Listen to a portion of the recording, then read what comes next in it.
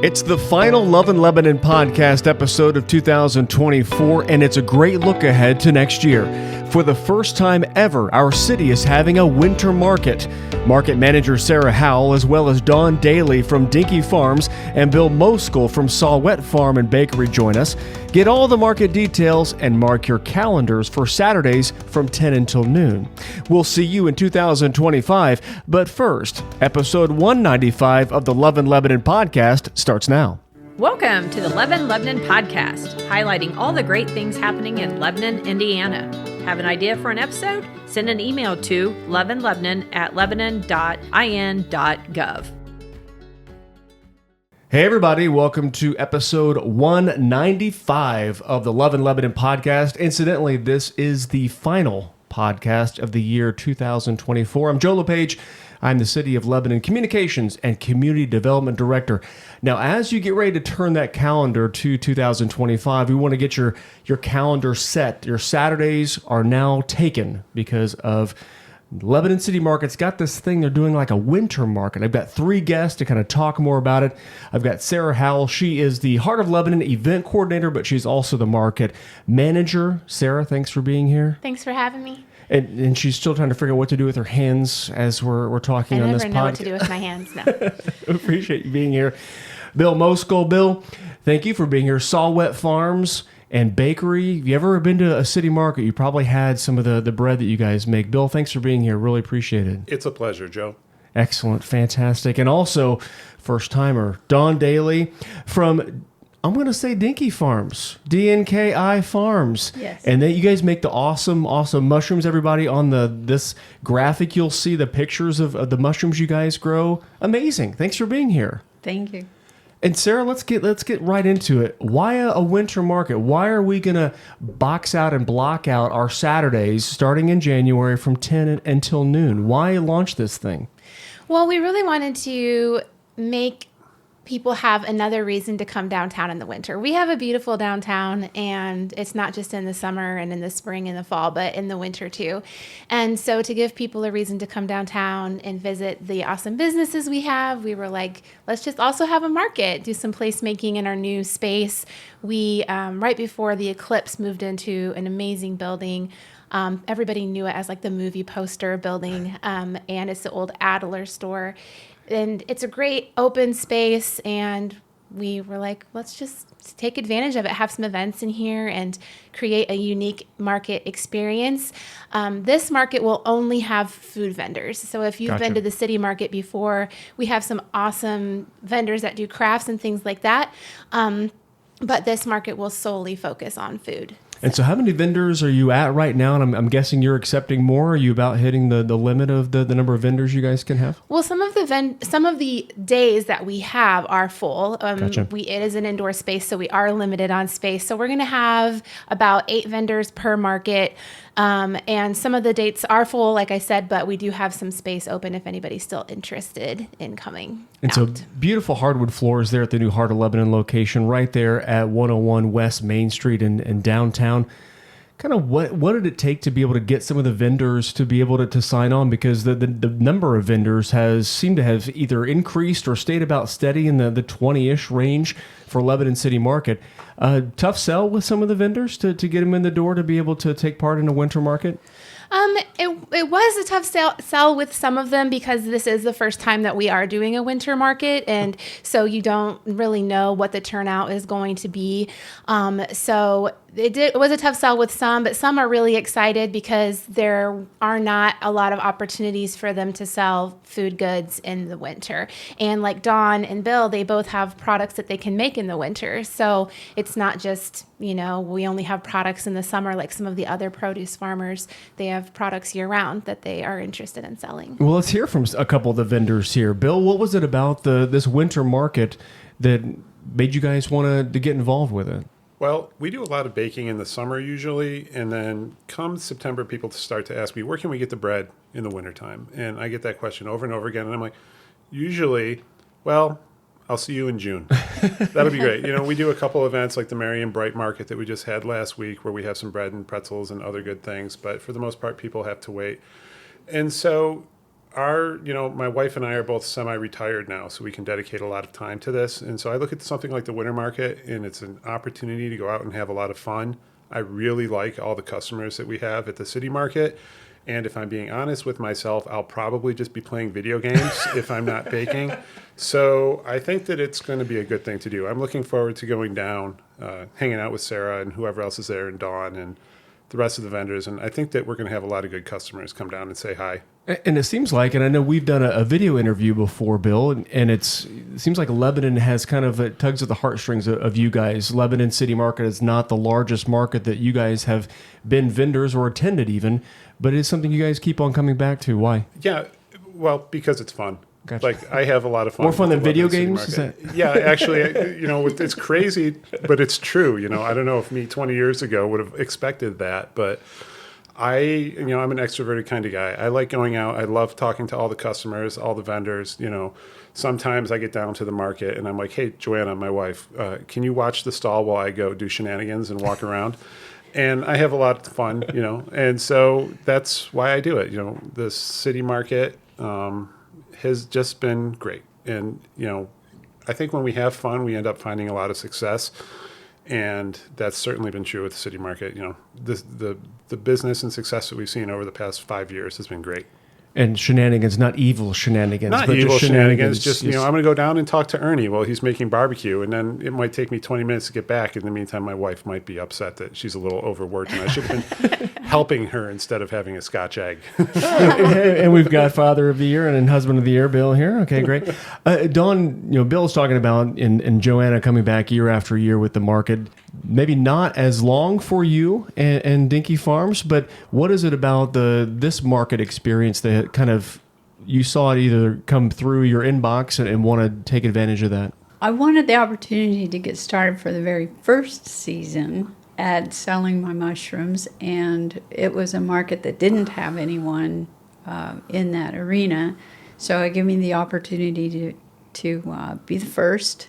And it gave me the opportunity to experience a market that had several different varieties of vendors there, not focused solely on fresh fruits and vegetables, which tends to be kind of predominant in a lot of markets.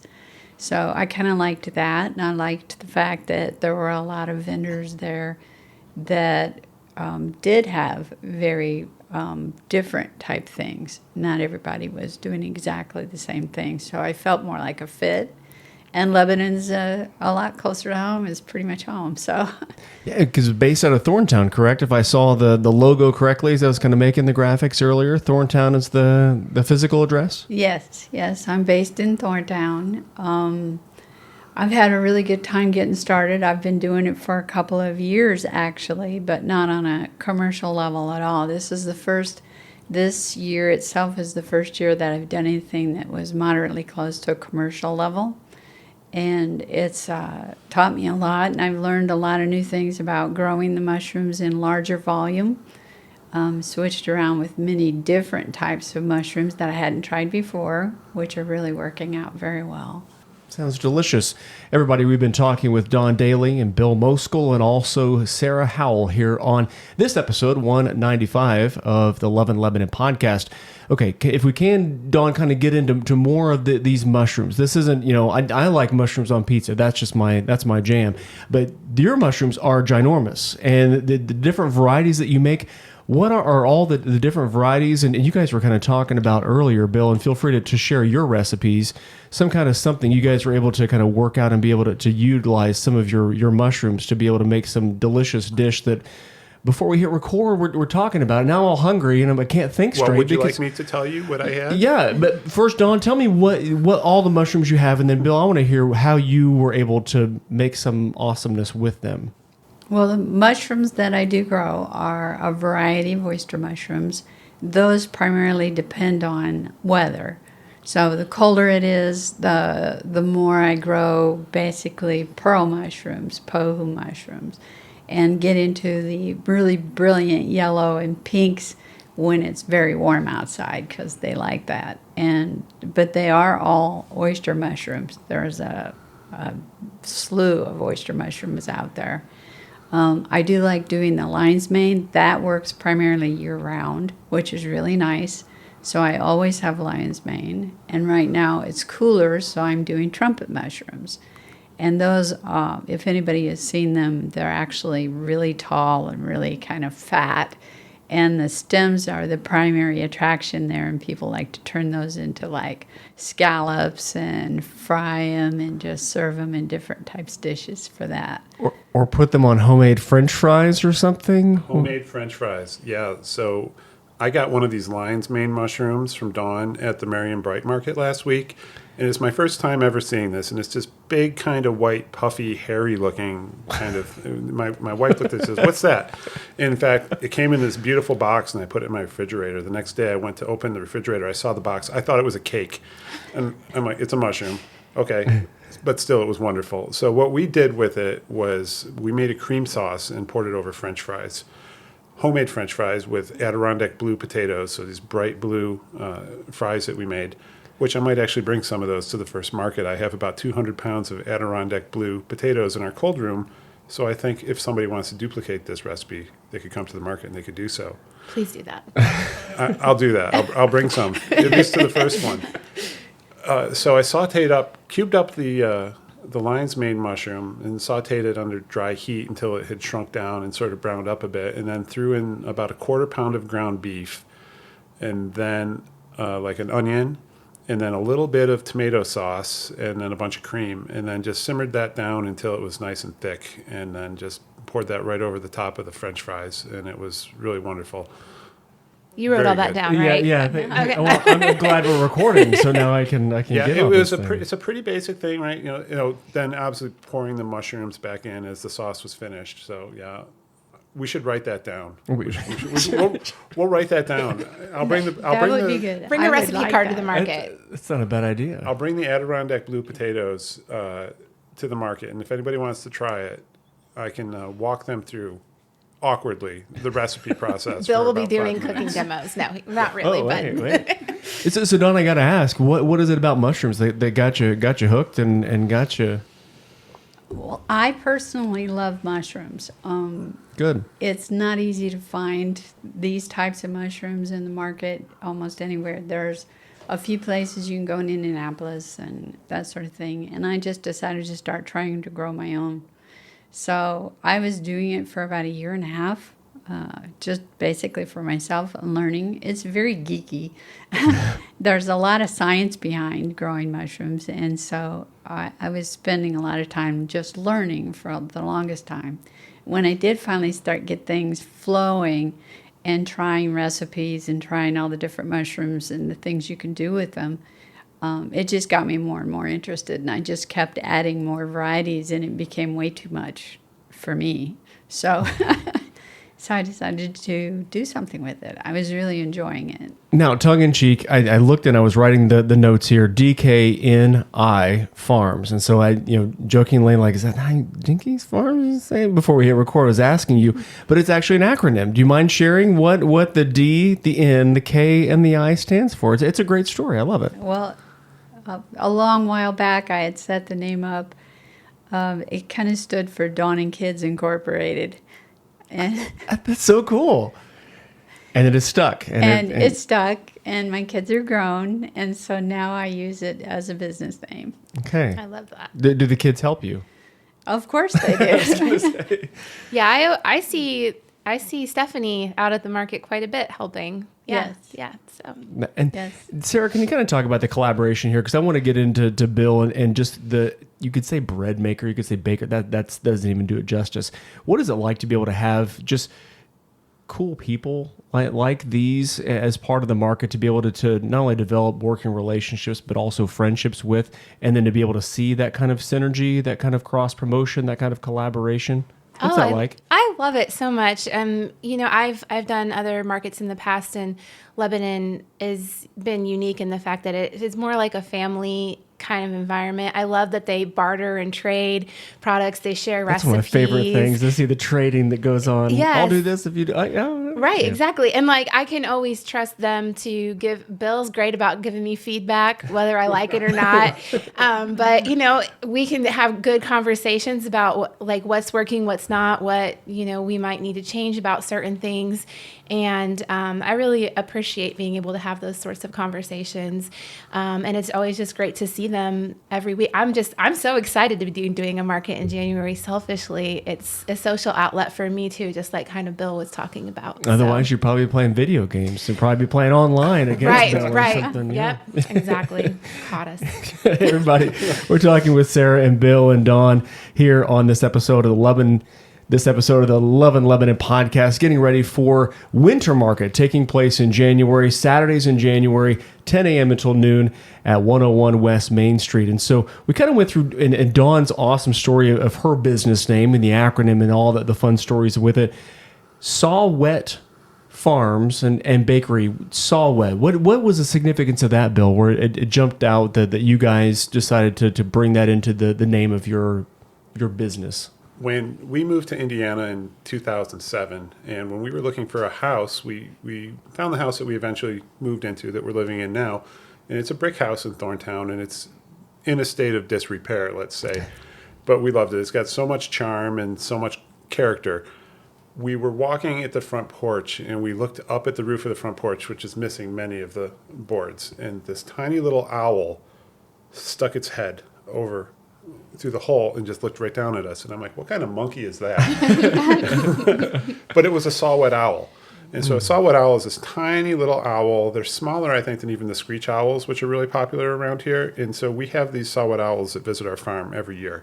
And mostly they hang out from December through February or March. They're wintertime visitors. Every now and then we can find one that will stay through the summertime. But we just decided to name it right then and there. Okay, this is Saw-whet Farm. The owl's always here. And they're still here, and we can see them, and it's the time of year. I haven't seen one yet this winter, but I expect to pretty much any day now. Usually when we go out, we have goats and sheep. When we go out and tuck them in for the night, slightly after dark, we'll see an owl out near the barn eviscerating its prey on the ground. And we're like, hey, the saw-whets are back, and we get excited for them every year. So everybody always asks, what is a saw-whet? And then everybody loves it. It's this tiny little owl. It's like that big. For everybody on the radio, that big. That's what Bill's doing with his hand. He's making the owl size. But you could say that you're a baker or bread maker or whatever like that. But guys, you both have had their baked goods, and it's not just bread. It's not just. Can you talk about, Sarah, as the market manager? People ask for that bread by name. There's sometimes people get there early to be able to get the bagels or get those baked goods, because it's not just that. It's this extrovert here that can talk with his hands really well on the radio, on podcasts. Yeah, and I do think that, their bread is amazing, and they have at the Marion Bright Market they were selling like hand pies, and so they do. Sometimes you can catch a unique item that they might only have for 1 week, but I really do think it's Bill and Joanna's personalities too that really help them sell their product, because they're just very animated, just great people, and so is Dawn. And I mean.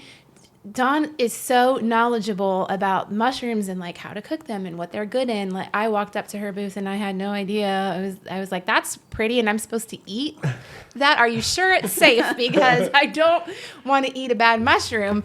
But it's great, and her knowledge of the product also really helps her to sell her product too. So. I can't wait to check it out. Again, Saturdays starting in January from 10 until noon. Guys, kind of rounding the final turn here, what are you hoping that people get from the market? I'll start with you, Dawn, to be able to share what you hope what they take in when they go check out the market in January. I hope that they find something new and interesting, something that brings them back another time. I hope that the market turns out to be something a little bit more unusual than our typical summer markets, which tend to have a lot of the same things that we grow around here.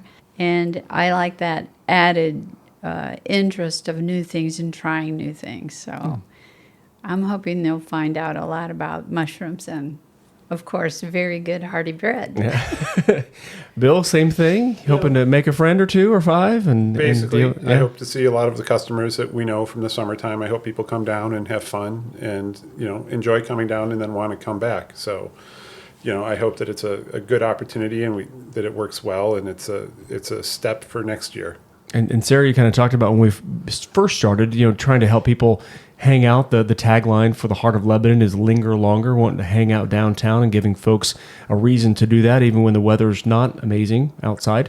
Is that kind of the number one goal? Or are you trying to grow small business into medium and large business? What do you hope that people get when they check out the winter market coming up in January? Yeah, just exactly what you said. I want to give them another reason to come downtown, spend some time. I have a heart for entrepreneurs, and so, it's a chance to help these businesses, these people that live in our community, keep the money in our community, shop local, and then maybe go grab a bite to eat or visit one of the stores around that has awesome gift items like Indiana Gifts, Fire and Fern, Merle Norman, those sorts of places. I was in Indiana Gifts immediately before coming over here. I got a pack of Inferno meat sticks of some sort.